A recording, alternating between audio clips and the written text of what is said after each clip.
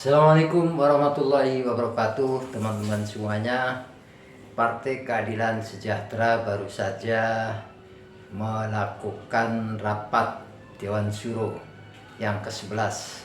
Dalam rapat tersebut dibicarakan bagaimana PKS, Partai Keadilan Sejahtera, dalam mengusung calon gubernur Jakarta, yakni Anies Baswedan yang berpasangan dengan Sohibul Iman. Tetapi di dalam rapat Dewan Syuro ini juga ada sesuatu yang baru. Ternyata Presiden PKS yang tadi menyampaikan dalam konferensi pers ini menyinggung cinta lama, yaitu hubungannya dengan Prabowo ketika pencalonan presiden beberapa tahun yang lalu, karena memang beberapa tahun yang lalu PKS termasuk yang bergabung menjagokan Prabowo sebagai presiden, yaitu mulai dari 2014 2019, kemudian 2014 baru PKS mengusung sendiri, calon sendiri, jadi Anies Baswedan. Apakah ini juga satu tanda bahwa PKS akan meninggalkan Anies Baswedan?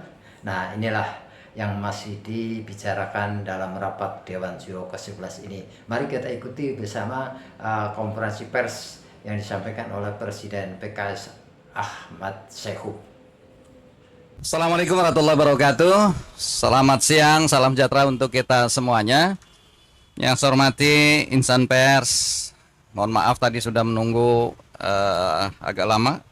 Hadirin yang berbahagia, alhamdulillah pada hari ini Sabtu 10 Agustus 2024 telah diselenggarakan Musyawarah Majelis Syuro yang ke-11 bertempat di kantor DPTP Partai Keadilan Sejahtera, Jalan Simatupang, Jakarta Selatan.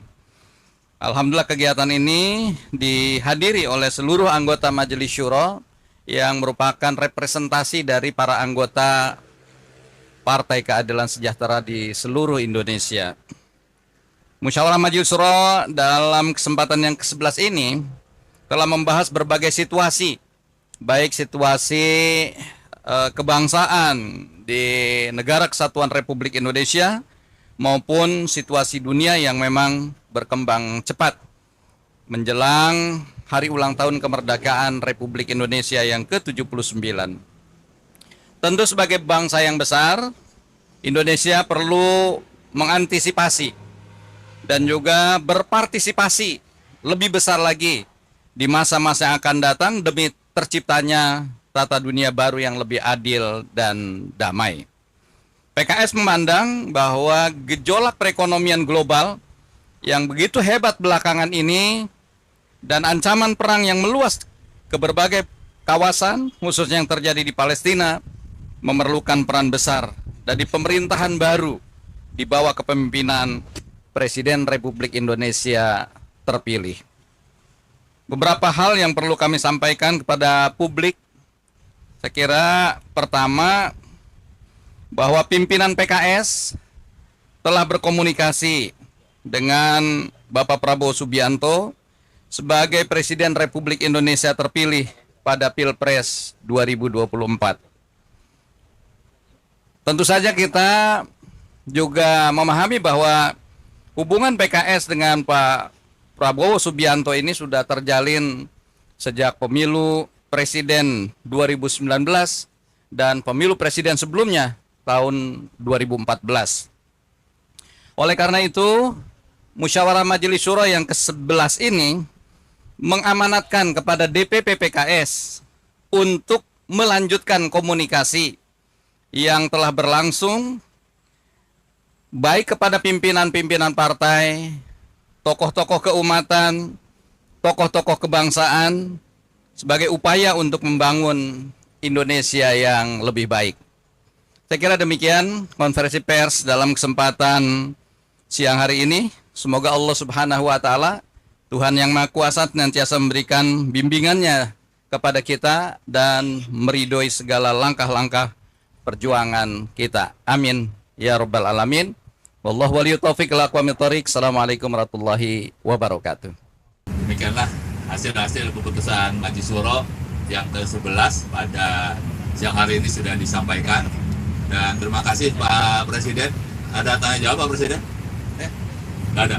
Tanya jawab, saya kira nanti kaitan ini dengan juru bicara karena beliau juga memahami apa yang sudah ini. Saya ikut kembali ke musyawarah.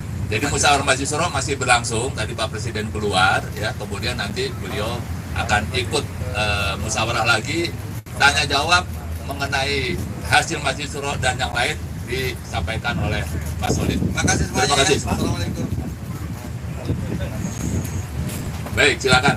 Baik, Kalau silakan ada rekan-rekan pertanyaan. media jika ada yang ditanyakan, silakan. Pak, saya Bahtiar dari Merdeka.com. Pertama, terkait pembahasan yang dilakukan oleh Majelis Syuro, apakah itu juga secara spesifik membahas terkait Pilkada DKI Jakarta? Itu yang pertama.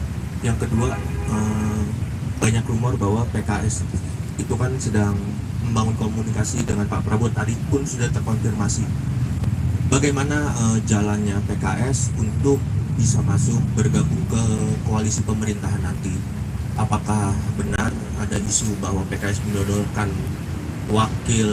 menyodorkan mantan menteri era SBY untuk mendampingi RK? Terima kasih. Ada lagi? Oh, langsung aja. Baik. Tentu di musyawarah Majelis Syuro yang 11 ini pembahasan lebih banyak terkait politik internasional dan nasional, ya. Kita membahas terkait bagaimana komunikasi politik yang dilakukan oleh pimpinan kami dengan Presiden terpilih Bapak Prabowo Subianto. Kita sedang menjalin penjajakan, ya, hal-hal apa yang bisa kita sinergikan terkait bagaimana Indonesia ke depan. Jadi tahapan masih sampai ke sana. Tentu terkait Pilkada DKI Jakarta juga sempat juga dalam proses pembahasan, tapi bukan menjadi pembahasan utama di dalam musyawarah Majelis Syuro kali ini. Soal proses komunikasi dengan Pak Prabowo dengan PKS Ya. yang mengusung, ada mengusulkan nama wakil ex menteri Jadi era begini. SBY. Oke.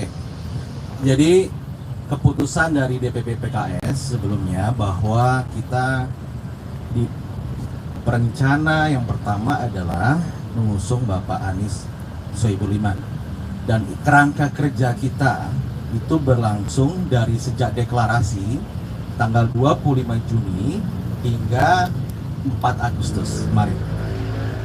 Karena sampai 4 Agustus kemarin kursi yang harus dipenuhi yakni 22 kursi belum terpenuhi, maka kita DPP PKS memiliki ijtihad untuk membuat opsi-opsi lainnya. Salah satu opsinya adalah kita membangun komunikasi dengan Koalisi Indonesia Maju. Kalau untuk saat ini, Sampai tahapan mengkaji, membahas opsi alternatif ketika pasangan aman ini tidak bisa berlayar karena kekurangan kursi. Karena hingga detik ini kami masih hanya mengantongi SK rekomendasi dari PKS. PKS walaupun partai pemenang di Jakarta, kita memiliki 18 kursi, masih kurang 4 kursi. Tentu sebagai partai politik, ketika kita belum memenuhi kursi tadi, ya, kandidat yang kita usung tidak bisa berlayar hingga saat ini. Oleh karena itu, DPP PKS membahas, mengkaji opsi alternatif ketika opsi yang pertama ini tidak berjalan. Demikian. Pak, berarti rekomendasi untuk Pak Anies sudah invalid ya Pak, kan sekarang udah tanggal 10. Rekomendasi kerangka kerja tadi terkait pasangan aman itu berakhir sampai tanggal 4 Agustus, ya. Tapi sampai detik ini kita masih juga membangun komunikasi dengan Mas Anies, dan opsi yang kedua sudah berjalan saat ini, ya. Kalau sebelumnya kerangka kerja kita tanggal 25 Juni hingga 4 Agustus itu opsi satu saja, tidak ada opsi yang lain, yaitu pasangan Anies Sohibul Iman. Itu pada kerangka kerja 25 Juni hingga 4 Agustus. Tapi ketika tenggat waktu 4 Agustus itu sudah lewat, maka opsi kedua inilah yang ingin kita kaji, kita bahas, dan kita perdalam. Itulah kemudian pimpinan kami berkomunikasi dengan pimpinan partai politik lainnya, termasuk dengan Koalisi Indonesia Maju. Kalau sekarang PKS lebih ke Pak Anies atau Pak Anies apa? Sekarang kita mendalami komunikasi di opsi yang kedua. Lebih mendalami opsi kedua ini dengan pimpinan Koalisi Indonesia Maju. Pak, bukannya kita tahu bahwa Nasdem juga kan mengusung Pak Anies dalam Pilkada DKI Jakarta ini. Kalaupun dihitung berarti antara kursinya PKS dengan Nasdem kalau di Jakarta kan seharusnya bisa untuk majukan ke beliau. Berarti apakah Nasdem ini menolak opsi soal aman ini, Pak? Kami menghormati keputusan masing-masing partai. Nasdem tentu memiliki proses mekanisme internal dalam mengambil keputusan. Tentu di dalam politik ketika kita bicara tentang perahu, tiket, maka kita membutuhkan surat rekomendasi yang tertulis. Dan dalam kerangka kerja 25 Juni sampai 4 Agustus, SK yang kita dapatkan hanya SK dari PKS. Inilah yang kemudian PKS memilih untuk mendalami dan memperdalam opsi yang kedua. Pak, bisa ditegaskan bahwa PKS sekarang sudah mencabut dukungan untuk Anies atau belum? Tadi saya sampaikan, opsi yang kedua sedang kita dalami, sedang kita perdalam. Sehingga kalau opsi yang pertama sudah kita lakukan dalam tempo yang cukup lama, yaitu 40 hari tadi, dari 25 Juni sampai 4 Agustus, kita sekarang memperdalam, mengkaji, mengeksplorasi opsi yang kedua, yakni dengan pimpinan dari Partai Koalisi Indonesia Maju. Pak, kalau misalnya nanti DPP ngambil keputusan yang kedua yang memperdalam dengan komunikasi parpol lain, bagaimana dengan kan Pak Anies ini diusulkan dari akar rumput DPW DKI Jakarta gitu, apakah nanti akan ikut ke putusan DPP atau bagaimana? Kami akan terus berdialog, kami akan terus mendengarkan aspirasi dari warga, aspirasi dari kader. Kami siap untuk berdialog untuk hal tersebut. Tentu ini kan proses sedang berlangsung, ya, proses sedang berlangsung, komunikasi terus dijalin, ya. PKS juga kita pimpinan juga inklusif, ya, mendengar masukan, mendengar aspirasi apa yang sedang disampaikan oleh warga. Pak, penegasan aja dalam opsi yang kedua ini kan bahwasannya pembicaraan dengan Koalisi Indonesia Maju ya. Sementara di sisi lain PKS ini kan mengupayakan supaya ada kadernya yang bakal maju. Betul. Nah, berarti dalam pembahasan di opsi yang kedua ini Pak Anies bukan salah satu, bukan tidak termasuk figur yang dibicarakan dengan opsi yang kedua. Karena kan tim sendiri udah punya calon sendiri. Sementara PKS mengusung kadernya sendiri. Berarti Pak Anies tidak dibicarakan dalam opsi yang kedua ini. Jadi keputusan PKS yang tidak berubah sejak awal adalah karena aspirasi mandat dari warga Jakarta tertinggi itu di PKS karena kita pemenang pemilu, maka PKS memutuskan kadernya untuk maju sebagai calon gubernur atau sebagai calon wakil gubernur. Itu keputusannya. Berarti bukan. Kemudian yang di opsi yang pertama kita kan mengusung Aman, dan di situ ada kader kita Bapak Muhammad Soebul Iman. Dan sekarang di opsi kedua juga sama, kita mengusulkan apakah kader kita maju sebagai calon gubernur atau sebagai calon wakil gubernur. Begitu. Berarti tidak ada nama Pak Anies ya dalam pembahasan tersebut. Tentu ini kan opsi kedua beda dengan opsi pertama. Iya. Pak, penegasan lagi bahwa tadi saya sampaikan sudah melakukan komunikasi dengan Prabowo. Artinya konferensi pers ini untuk menyatakan bahwa PKS benar-benar sudah masuk dalam koalisi tim plus gitu, Pak, atau gimana? Seperti disampaikan oleh Presiden PKS tadi, bahwa ini adalah dalam proses komunikasi awal, ya. Kita pimpinan PKS bersilaturahim, ya, sebagai kawan lama, sahabat lama yang dulu mengusung 2014, 2019. Tentu komunikasi politik sangat baik, dan itu yang sedang kita ikhtiarkan. Mengenai keputusan hingga saat ini, ya, itu kita mendengarkan aja nanti arahan langsung dari Ketua Majelis Syuro atau dari Presiden PKS terkait keputusan tersebut. Jadi saat ini kita masih dalam tahap berkomunikasi, menjalin silaturahim, ya, terkait hal-hal kebangsaan ke depan. Ada rencana dukung RK nggak sih kalau PKS kan udah tanggal 10 kan rekomendasi untuk Pak Anies kan udah tanggal 4 tuh. Kita terus mengkaji dinamikanya, ya. Kita tidak bisa mengatakan sudah pasti dan sebagainya. Ini tentu proses kita dalam berkomunikasi, ya duduk bersama mencari skema terbaik buat warga Jakarta itu tidak bisa kita lakukan secara terburu-buru. Jadi kita ingin membangun komunikasi itu secara baik, kita mendengarkan aspirasi warga, kita membangun apa skema yang terbaik buat warga Jakarta, itu yang harus kita perdalam. Jadi bukan ini pasti itu, tidak. Ya, kita terus komunikasikan ini. Ketika ada titik temu, titik keseimbangan di sana, insya Allah nanti akan putusan itu akan diumumkan saat yang tepat, momen yang tepat, dan yang terbaik buat warga Jakarta. Pak, apakah komunikasinya terkait permohonan kursi menteri atau gimana Pak di dalam Gimana? kabinet? Ya kabarnya isu bahwa 3 partai di luar KIP ini ingin bergabung tapi ada syarat kursi menteri. Tahapan kita masih berkomunikasi, ya. Itu kalau isu-isu mungkin teman-teman wartawan yang lebih tahu daripada saya. Pak, terkait dengan kan Pak Anies sempat berkomentar Ya. terkait dengan majunya dia itu saat ini tuh rumornya karena penjagalan Pak, penjagalan dari struktur politik. Nah, dari PKS itu pertimbangan itu kan Pak, soal penjagalan itu.